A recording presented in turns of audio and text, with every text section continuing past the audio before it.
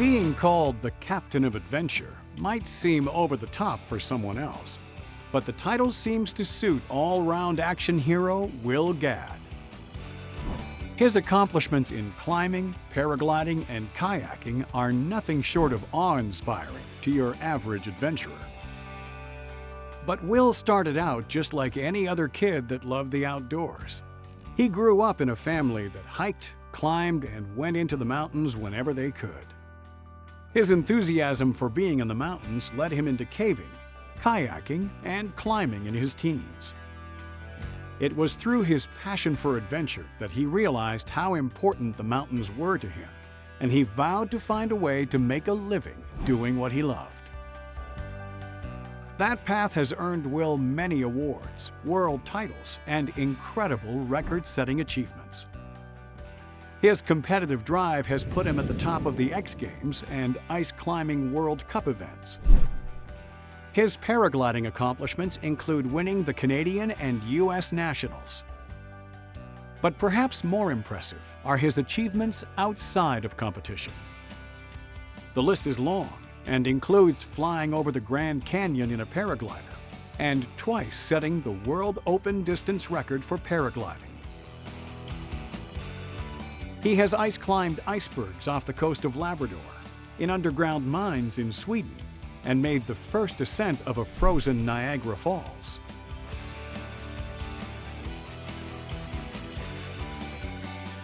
He has climbed big new rock, ice, and alpine routes and established some of the hardest mixed ice climbing lines in the world.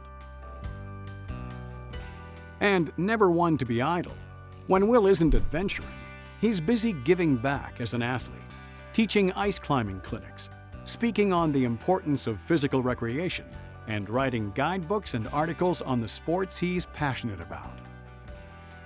One of his current projects is raising 2 daughters, who apparently are already doing all the stuff he did as a kid, and more.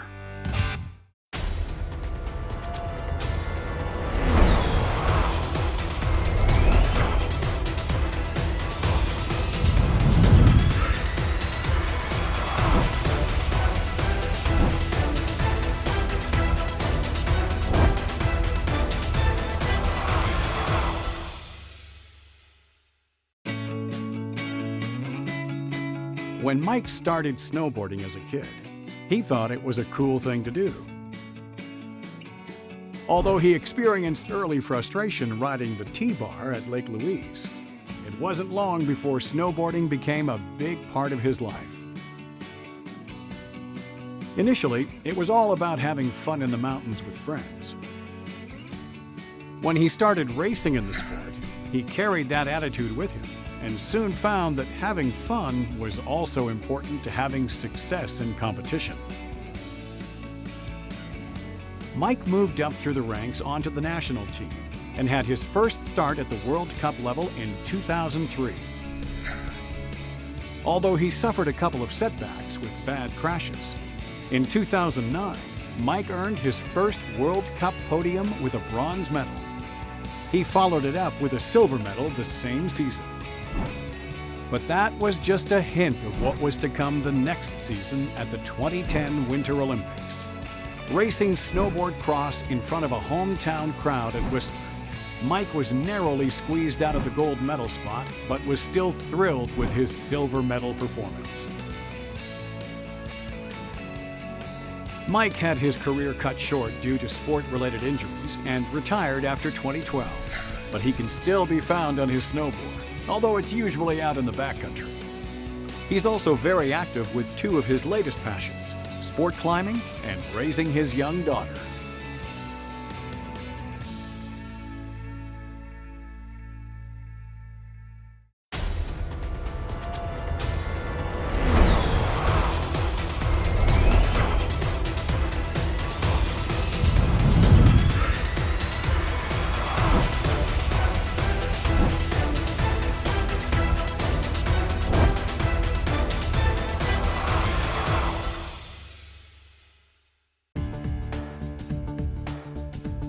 One of the true pioneers of cross-country skiing development in Canada, Tom Holland began skiing in the 1970s. He developed an early passion for the sport that has lasted throughout his career.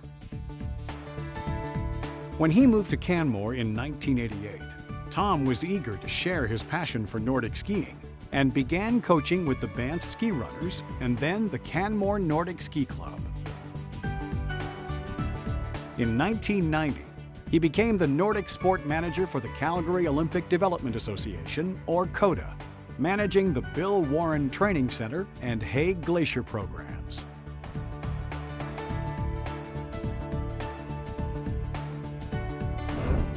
Throughout the next 10 years, Tom was a key contributor in initiating and hosting Nordic events at the Canmore Nordic Center. He served as Chief of Competition at many cross-country national championships and was Technical Chair at Cross Country Alberta from 1995 through 98. In 1998, he became Chair of the National Ski Team Committee at Cross Country Canada, where he served until 2006, when he left CODA and became the High Performance Director at Cross Country Canada. Tom has been team leader for Cross Country Canada at 5 Olympic Games and 5 Nordic World Championships during the most successful period in the history of cross-country skiing in Canada. A period that includes Olympic medals by Becky Scott, Chandra Crawford, and Sarah Renner, and Nordic World Championship medals by Alex Harvey, Devon Kershaw, and Sarah Renner. Tom Holland has dedicated much of his life to Nordic skiing and helping young athletes follow through on their athletic promise and live their dreams.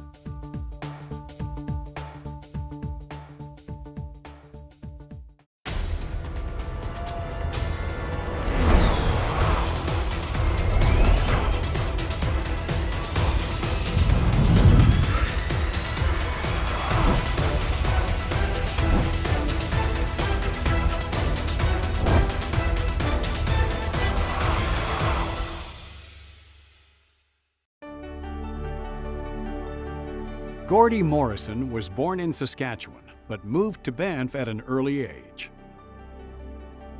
He was on skis at Mount Norquay by the age of 4 and grew up as part of the Banff Ski Runners. Mount Norquay was a second home to Gordy, while the hill was being managed by his parents, Jim and Margaret Morrison.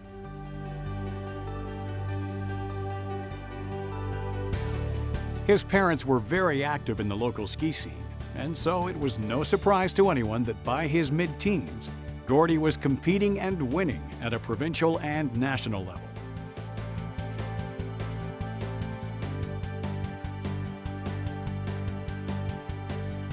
While enrolled at the University of Alberta, he was part of the ski team as an athlete and then coach.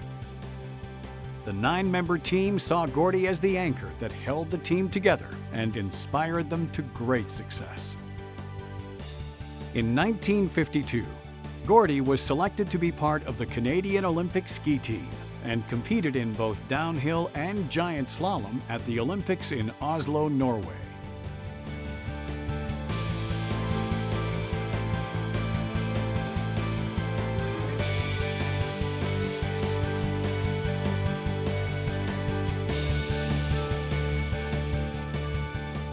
As an Olympian and a local ski legend, it was only fitting that Gordy would wind up on one of the iconic Banff ski photos of the time. He completed his education at U of A with a Bachelor of Science degree in Civil Engineering and went on to earn a Master's and a PhD. One of the major projects Gordy was involved in was the design and engineering for the Dunvegan Bridge, which crosses the Peace River.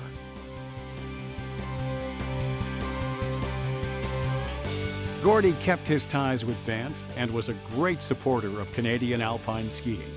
He was also involved in Banff's 1972 Olympic bid.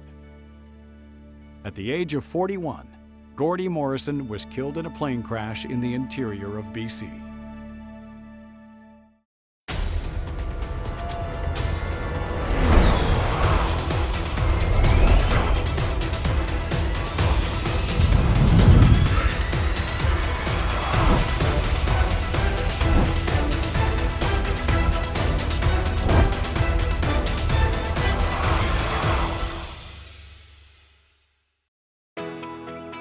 A true pioneer in the Canadian alpine ski scene, Johnny Minode arrived in Banff in 1948 at the age of 35. In his earlier years, he had been a world-class ski racer in Europe and was also trained as a mountain guide and ski instructor. John began teaching skiing his first winter in Banff. The next year, he opened the first store in Banff to specialize in ski sales. It was a good time to be involved in skiing because interest in the sport was exploding. That was the beginning of the legacy, and Minode Sports soon became the center of mountain activity in the Banff area and the first mountain climbing school in Canada. John and his wife Kay embraced the mountain community. Kay Minode was president of Banff Springs Hotel Golf Club and herself an accomplished golfer. Together, they raised a family of 4 and were never far from Mount Norquay, the local ski hill. For the kids, ski racing was in their blood, and all 4 made the Alberta ski team, and 3 went on to join the national squad. Stephanie, the oldest of the 4, was a member of the Canadian national ski team from 1965 to 1969, and on the team at the same time as skiing legend Nancy Green. Phil Minode made an early mark as a young skier, becoming Canadian junior champion in slalom, giant slalom, and downhill, all in the same season. He raced with the Canadian national team from 1975 to 1977. Peter Minode progressed quickly to the national team and was 7-time Canadian champion in slalom and giant slalom. During his 6 years racing on the international circuit, he had over 15 World Cup starts and 2 Europa Cup victories. Peter was also 2-time USA Alpine champion, including the year when he beat out the Mayer brothers, who had just won Olympic gold and silver in Sarajevo. Nick is the youngest of the Minode clan and raced 4 seasons with the Alberta ski team. Like his brothers, Nick also took up an active role in running the family business. Minode Sports has always been a leading source of quality outdoor clothing and gear, and today continues to offer high-end product and expert advice to accompany it. The latest Minode to have a presence on the ski scene is Tatum, daughter of Peter. Although she's a former member of the Alberta ski team, Tatum has made her mark in the world of free skiing.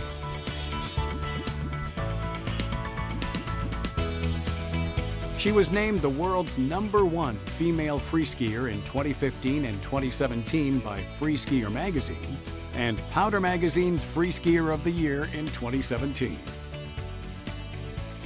It's a given that the Minode name will live on in the Bow Valley and the Canadian ski scene.